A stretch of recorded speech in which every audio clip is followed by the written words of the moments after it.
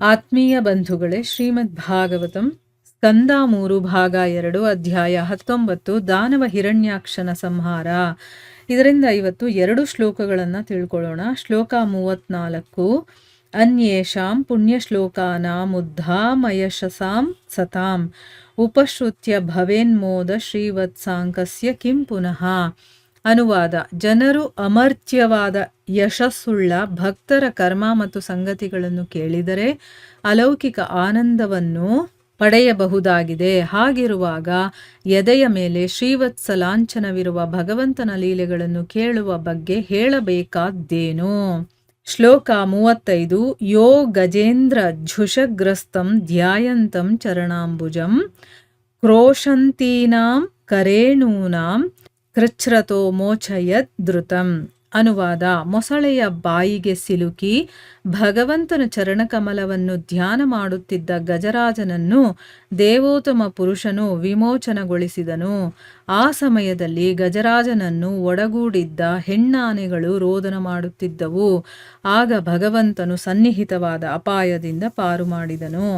ಇವು ಶ್ಲೋಕಗಳು ಮತ್ತು ಅವುಗಳ ಅನುವಾದ. ಈಗ ಭಾವಾರ್ಥದ ಮೂಲಕ ನಾವು ಇದರ ಅರ್ಥವನ್ನು ತಿಳ್ಕೊಳ್ಳೋದಕ್ಕೆ ಪ್ರಯತ್ನ ಮಾಡೋಣ. ಹೋದ ಭಾಗದಲ್ಲಿ ನಾವೇನು ತಿಳ್ಕೊಂಡ್ವಿ? ಸೂತ ಮುನಿಗಳು ಹೇಳ್ತಾರೆ, ಪ್ರಿಯ ಬ್ರಾಹ್ಮಣರೇ, ಭಗವಂತನ ಶ್ರೇಷ್ಠ ಭಕ್ತನಾದಂತಹ ವಿದುರ ಮೈತ್ರೇಯರ ಅಧಿಕೃತ ಮೂಲದಿಂದ ಆ ಭಗವಂತನ ಲೀಲೆಗಳ ವರ್ಣನೆಯನ್ನ ಕೇಳಿ ಅಲೌಕಿಕವಾದ ಆನಂದವನ್ನ ಅನುಭವಿಸ್ತಾನೆ. ಅವನು ತುಂಬಾನೇ ಸಂತೋಷ ಪಡ್ತಾನೆ ಮತ್ತೆ ಪ್ರಸನ್ನನಾಗ್ತಾನೆ. ಇದು ತುಂಬಾ ಇಂಪಾರ್ಟೆಂಟು. ಆ ಪ್ರಸನ್ನತೆ ಅನ್ನೋದು ಲೌಕಿಕರ ವಿಚಾರ ಕೇಳಿದಾಗ ಬರೋದಕ್ಕೆ ಸಾಧ್ಯ ಇಲ್ಲ. ಸೊ ಆ ಪ್ರಸನ್ನತೆ ಭಗವಂತನ ವಿಚಾರವನ್ನ ಕೇಳಿದಾಗ ವಿದುರರಿಗೆ ಆಗತ್ತೆ. ಈಗ ಮುಂದುವರೆದು ಹೇಳ್ತಾರೆ, ಜನರು ಅಮರ್ತ್ಯವಾದ ಯಶಸ್ಸಿರುವಂತಹ ಆ ಭಕ್ತರ ಕರ್ಮ ಸಂಗತಿಗಳನ್ನ ಕೇಳಿದ್ರೆ, ಅಂದ್ರೆ ಭಕ್ತರ ವಿಷಯವನ್ನ ಕೇಳಿದಾಗ ಅವ್ರು ಮಾಡಿರುವಂತ ಕೆಲಸಗಳು, ಅವರ ವಿಚಾರಗಳನ್ನ ಕೇಳಿದ್ರೇನೆ ಅಲೌಕಿಕ ಆನಂದವನ್ನ ಪಡಿತಾರೆ ಅಂತಂದ್ಮೇಲೆ, ಇನ್ನ ಎದೆಯ ಮೇಲೆ ಶ್ರೀವತ್ಸಲಾಂಛನ ಇರುವಂತಹ ಆ ಭಗವಂತನ ಲೀಲೆಗಳನ್ನ ಕೇಳಿದಾಗ ಅದನ್ನ ಹೇಳೋದು, ಆ ಲೀಲೆಗಳನ್ನ ಕೇಳುವ ಬಗ್ಗೆ ಹೇಳೋದಾದ್ರೂ ಏನು? ಅಲ್ಲಿ ಇನ್ನೂ ಅಲೌಕಿಕವಾದ ಆನಂದ ಅಂತೂ ಸಿಗೋದಂತೂ ಗ್ಯಾರಂಟಿ. ಯಾಕಂದ್ರೆ ಅವನ ಭಕ್ತರಾಗಿರುವಂಥವ್ರ ವಿಚಾರ ಕೇಳಿದಾಗ್ಲೇ ಅಲೌಕಿಕವಾದ ಆನಂದ ಸಿಗುತ್ತೆ ಅಂತಂದ್ಮೇಲೆ ಇನ್ನು ಭಗವಂತನ ಲೀಲೆಗಳನ್ನ ಕೇಳಿದಾಗ ಸಿಗದೆ ಇರತ್ತಾ ಅಂತ ಇಲ್ಲಿ ಹೇಳ್ತಾ ಇರೋದು. ಈಗ ಭಾವಾರ್ಥದಲ್ಲಿ ಗುರುಗಳೇನು ಹೇಳಿದ್ದಾರೆ ಅಂತ ತಿಳ್ಕೊಳ್ಳೋಣ. ಭಾಗವತಂ ಎಂಬ ಪದ ಶಬ್ದಶಃ ಭಗವಂತನ ಮತ್ತು ಭಗವದ್ಭಕ್ತರ ಲೀಲೆಗಳು ಎಂಬ ಅರ್ಥವನ್ನು ಕೊಡುತ್ತದೆ. ಉದಾಹರಣೆಗೆ ಭಗವಾನ್ ಕೃಷ್ಣನ ಲೀಲೆಗಳು ಮತ್ತು ಪ್ರಹ್ಲಾದ, ಧ್ರುವ, ಅಂಬರೀಷ ಮಹಾರಾಜರಂತಹ ಭಕ್ತರ ಕಥಾ ನಿರೂಪಣೆಗಳು, ಎರಡೂ ಲೀಲೆಗಳು ದೇವೋತ್ತಮ ಪರಮ ಪುರುಷನಿಗೆ ಅನ್ವಯಿಸುತ್ತವೆ. ಏಕೆಂದರೆ ಭಕ್ತರ ಲೀಲೆಗಳು ಭಗವಂತನಿಗೆ ಸಂಬಂಧಿಸಿದ್ದಾಗಿರುತ್ತವೆ. ಉದಾಹರಣೆಗೆ ಪಾಂಡವರ ಮತ್ತು ಅವರ ಕ್ರಿಯೆಗಳ ಇತಿಹಾಸವಾದ ಮಹಾಭಾರತವು ಪವಿತ್ರವಾದದ್ದಾಗಿದೆ. ಏಕೆಂದರೆ ಪಾಂಡವರು ದೇವೋತ್ತಮ ಪರಮಪುರುಷನೊಂದಿಗೆ ನೇರ ಸಂಬಂಧವನ್ನು ಹೊಂದಿದ್ದರು.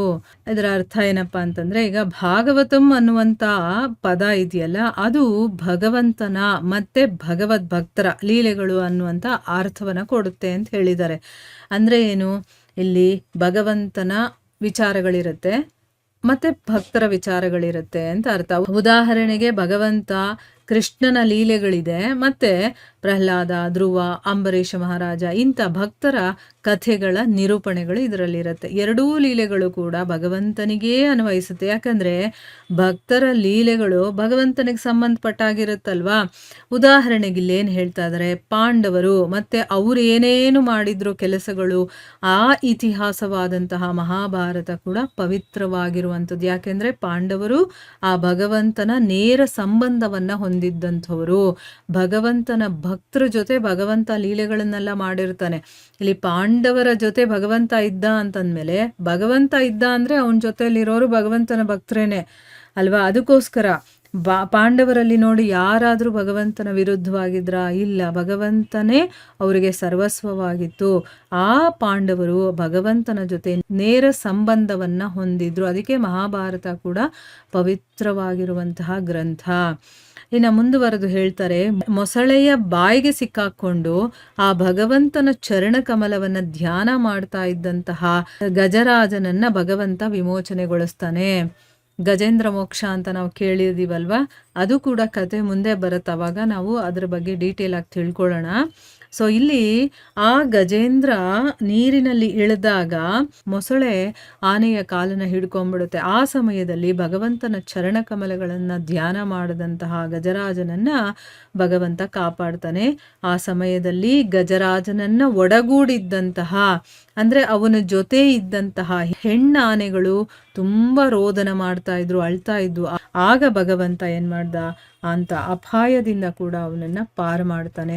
ಅಂದ್ರೆ ಏನು, ಅಪಾಯದಲ್ಲಿ ಸಿಕ್ಕಾಕೊಂಡಾಗ ಭಗವಂತನನ್ನ ನಾವು ಹೇಗೆ ಕರಿತೀವಿ, ನಾವು ಭಗವಂತನೇ ಸರ್ವಸ್ವ ನನಗೆ, ಅವನು ಬಿಟ್ರೆ ಬೇರೆ ಯಾರು ಇಲ್ಲ ಅನ್ನೋ ರೀತಿ ಅವನಿಗೆ ಪ್ರಾರ್ಥನೆ ಮಾಡಿಕೊಂಡಾಗ, ಅಲ್ಲಿ ಗಜರಾಜ ಅದೇ ರೀತಿ ಪ್ರಾರ್ಥನೆ ಮಾಡಿಕೊಂಡಾಗ ಅವನಿಗೆ ಹೋಗಿ ಸಹಾಯ ಮಾಡಿ ಅವನನ್ನು ಬಿಡಿಸ್ತಾನೆ. ಈಗ ಭಾವಾರ್ಥದಲ್ಲಿ ಗುರುಗಳೇನು ಹೇಳಿದ್ದಾರೆ ಈ ವಿಚಾರದ ಬಗ್ಗೆ ಅಂತ ತಿಳ್ಕೊಳ್ಳೋಣ. ಅಪಾಯದಲ್ಲಿ ಸಿಲುಕಿದಾಗ ಸರ್ವೋತ್ತಮನಾದ ಭಗವಂತನಿಂದ ರಕ್ಷಿತವಾದ ಆನೆಯ ನಿದರ್ಶನ ಇಲ್ಲಿ ವಿಶೇಷವಾಗಿ ಪಠಿತವಾಗಿದೆ. ಏಕೆಂದರೆ ಪ್ರಾಣಿಯಾಗಿದ್ದರೂ ಕೂಡ ಭಕ್ತಿ ಸೇವೆಯಿಂದ ದೇವೋತ್ತಮ ಪುರುಷನನ್ನು ಸಂಪರ್ಕಿಸಬಹುದಾಗಿದೆ. ಆದರೂ ಭಕ್ತನಲ್ಲದ ದೇವತೆ ಕೂಡ ಪರಮಪುರುಷನನ್ನು ಸಂಪರ್ಕಿಸಲಾರ. ಅಂದ್ರೆ ಇಲ್ಲಿ ಕಷ್ಟದಲ್ಲಿ ಸಿಕ್ಕಾಕೊಂಡಿದ್ದಾಗ ಭಗವಂತನಿಂದ ರಕ್ಷಿತನಾದಂಥ ಆನೆ ಇದೆಯಲ್ಲ, ಅದರ ಎಕ್ಸಾಂಪಲ್ ಇಲ್ಲಿ ತುಂಬಾನೇ ವಿಶೇಷವಾಗಿದೆ. ಯಾಕೆ ಅಂತಂದ್ರೆ ಪ್ರಾಣಿಯಾಗಿದ್ರೂ ಕೂಡ ಭಕ್ತಿ ಸೇವೆಯಿಂದ ಭಗವಂತನನ್ನ ಸಂಪರ್ಕ ಮಾಡಬಹುದು. ಆದ್ರೆ ಭಕ್ತನಲ್ಲದೆ ದೇವತೆ ಆಗಿದ್ರೂ ಕೂಡ ಭಗವಂತನನ್ನ ಸಂಪರ್ಕ ಮಾಡೋದಕ್ಕೆ ಸಾಧ್ಯ ಇಲ್ಲ ಅಂತ. ಅಂದ್ರೆ ಇಲ್ಲಿ ಭಕ್ತನಾಗೋದು ತುಂಬಾ ಇಂಪಾರ್ಟೆಂಟು. ಭಕ್ತಿ ಅಂತಂದ್ರೇನೆ ಪ್ರೀತಿ, ಭಗವಂತನನ್ನ ಪ್ರೀತಿಸೋದು. ನಾವು ಯಾರನ್ನ ಪ್ರೀತಿಸ್ತೀವೋ ಅವ್ರನ್ನೇ ತಾನೇ ನಾವು ಸರ್ವಸ್ವ ಅಂತ ಅನ್ಕೊಂಡಿರ್ತೀವಿ. ನಮಗೆ ಕಷ್ಟ ಆಗಲಿ, ಸುಖ ಆಗಲಿ, ನೋವು ಬರಲಿ, ತೊಂದರೆಗಳು ಬರಲಿ, ಅಥವಾ ಒಳ್ಳೇದೇ ಆಗಲಿ ಕೆಟ್ಟದ್ದೇ ಆಗಲಿ, ಏನೇ ಆದರೂ ಕೂಡ ಅವರೇ ನಮಗೆ ಆಗ್ತಾರೆ ಅಂತ, ಅವರೇ ನಮ್ಮ ಜೊತೆ ಇರಬೇಕು ಅಂತ ನಾವು ಇಷ್ಟಪಡ್ತೀವಿ.